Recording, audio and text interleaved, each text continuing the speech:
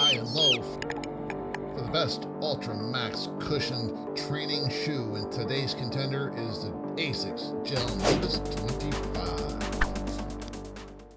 So it's time to take our Gel Nimbus and head off for our first run.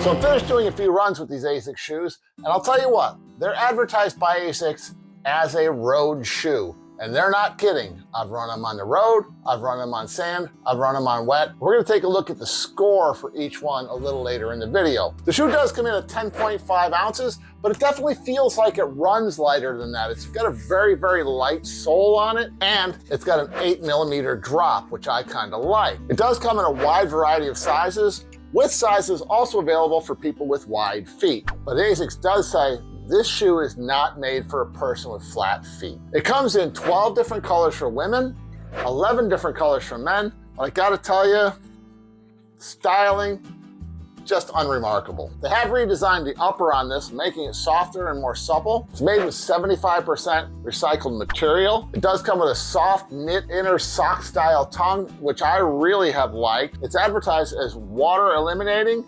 faster drying, and has improved reflective details. This is definitely in the Ultra Max Cushion category, and it's designed for comfort, but I'm gonna be honest with you, I found that it runs a little bit hard in the toe box than I expected it to, but the heel, which does have 20% more cushioning, does come in for a soft landing. As far as the outsole goes, there isn't much traction here for sandy or wet conditions, and I did find that it runs really, really nice on dry ground though. It uses their AHAR outsole rubber to improve durability.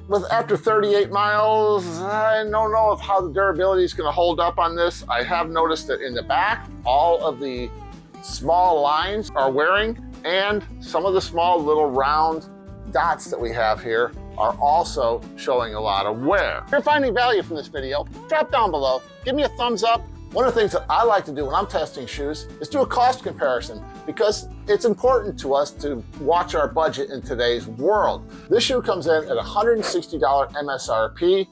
I looked it up on Amazon. On Amazon, $160.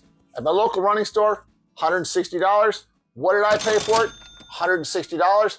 Looks like you're gonna have to come off $160 to own this shoe right. Now we're gonna compare it against the other contenders in our quest. I've done testing on several other shoes. The Hoka Clifton Edge, it came in at $169 out of my pocket. I ran several pair of those to right at 200 miles or 85 cents per mile. The On Cloud Monster, I did a test on those.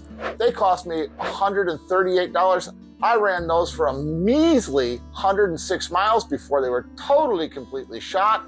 That's $1.34 a mile. That's unsustainable. The Diadora Blue Shield Vigori came in at another $138 out of my pocket.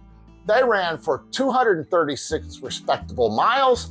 That's 58 cents a mile, but you could buy them on Amazon, $114 at the time of making this video. That's 48 cents a mile. That's pretty darn good for a training shoe. The Gel Nimbus 25, like I said, $160. My goal at 185 pounds and a slight heel strike is to get 250 miles out of a pair of shoes, and that would bring the Gel Nimbus in at 64 cents a mile. So how will the shoe stack up?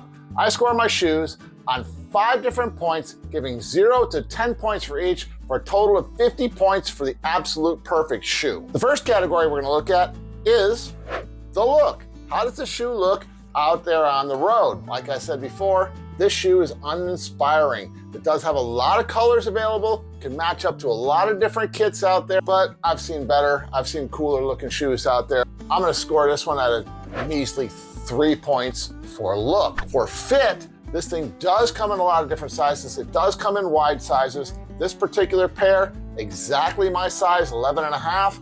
I did get the wide. It is perfect. I absolutely love the fit. The toe box is a little unstable. It wobbles to side because of the plush knit. The heel fits great.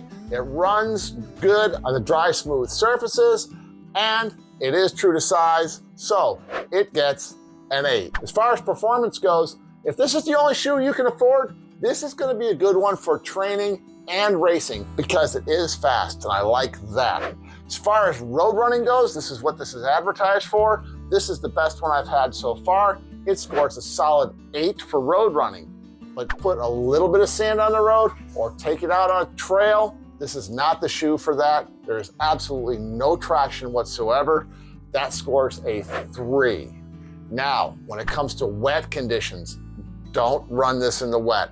I have run this through many different puddles, everywhere I can try to get this thing wet, and every single time I might as well be trying to run out on an ice skating rink in a hockey game. This thing does not handle the wet at all. 1.5 out of 10 because there's gotta be one that's worse. I don't know. This will bring the final score for the Asics Gel Nimbus 25 to 23.5 out of 50. Would I buy it again? The shoe is growing on me. It is fast. It does run really well out there on the smooth, dry surfaces. But in all honesty, at that price, no. Will it hold up?